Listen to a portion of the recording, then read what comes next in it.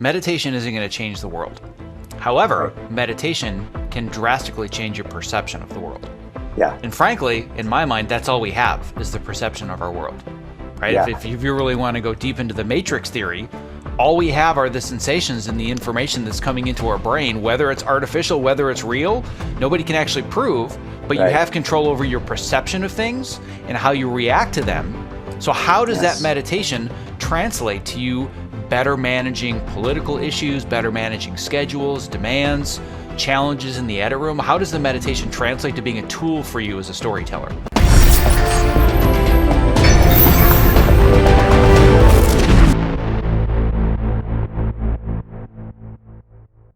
Yes, I think all the things that we've been talking about, exercise for sure is at least something that makes me a better editor, and also meditation. I do a lot. I do meditating now, which I haven't done. That's something recent that I've done, but it's been great. And it's one of those things where I go, why didn't I do this years ago?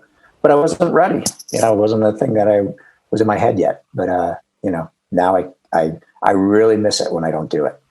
So what was the instigator? Because for a lot of people, they're hearing meditation. Like, it's one thing if I get on the treadmill for 20 minutes, but like I have time to meditate. I'll do that later. What is it what has changed your mind? Because I'm assuming it wasn't an easy transition to make. It was really easy. It was when Donald Trump was elected. Oh, that'll do it. Literally the next, the day or two after he was elected, I was like, I'm going to have a hard time handling this. And I don't know why. I just decided that I'm going to need to meditate or something. And so I think I had read about this app called Headspace somewhere. Mm-hmm. I was like, all right, I'm going to try that. So that's what I started with. I started that 1 or 2 days after. That's just it. I was going to do that. And it's been enormously helpful. It doesn't change what's going on in the world. It just basically allows you to react to things with a little more perspective and a little more calmness, which is what I needed. So, and then I did that. I used Headspace for a while, which was great and I really liked it a lot. Then I did like a year and a half of TM, which was interesting just to mix things up. And for those that don't know, that's transcendental meditation. That's one of the favorites that Tim Ferriss likes to talk about. It's good. It was good. And then, but the last couple of years, which I've really enjoyed, is another app called 10% Happier. Mm-hmm. And the reason I like it is because there's many different instructors on it, and you can switch around if you want to hear somebody else's voice or you want to hear some other meditation,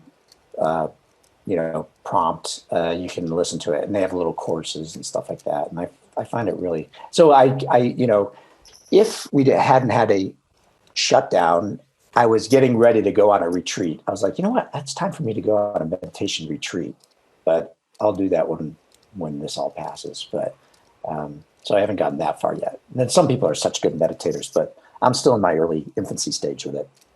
Well, I think that the important thing here that you mentioned a little bit that I'll reiterate is meditation isn't going to change the world. However, meditation can drastically change your perception of the world. Yeah. And frankly, in my mind, that's all we have is the perception of our world, right? Yeah. If you really want to go deep into the matrix theory, all we have are the sensations and the information that's coming into our brain, whether it's artificial, whether it's real, nobody can actually prove, but you have control over your perception of things and how you react to them. So how does that meditation translate to you better managing political issues, better managing schedules, demands, challenges in the edit room? How does the meditation translate to being a tool for you as a storyteller? Well, I would say the same thing. It helps you react to what you're working on, the politics involved. Because don't forget, I know, and all the editors out there know, you're also like a total politician while you're in the cutting room. So, and that's a skill set which we haven't even touched on, which is really, I think, one of the most amazing things that we wind up doing as people. I would imagine it has helped me in that. Although I think because of my father, who was a really easygoing guy, I think I was pretty good with reading people in the room and the editing room and able to, make things work with people, I think. But meditation has definitely helped in that, where you just are a little less reactive think a little bit more, and then you can kind of come back with what you want to say or how you're supposed to react, you know? So I think it just gives you a little bit of buffer and a little bit of thoughtfulness in what you're going to say or do, you know, in the cutting room and actually your whole life. And you don't really notice it. Like I didn't really notice it again until I miss it now. Like if I don't meditate in the morning and I realize that I'm a little jumpy in the afternoon or a little short, you know, it's probably because I didn't start my day the way I like to. But I think creatively, yeah,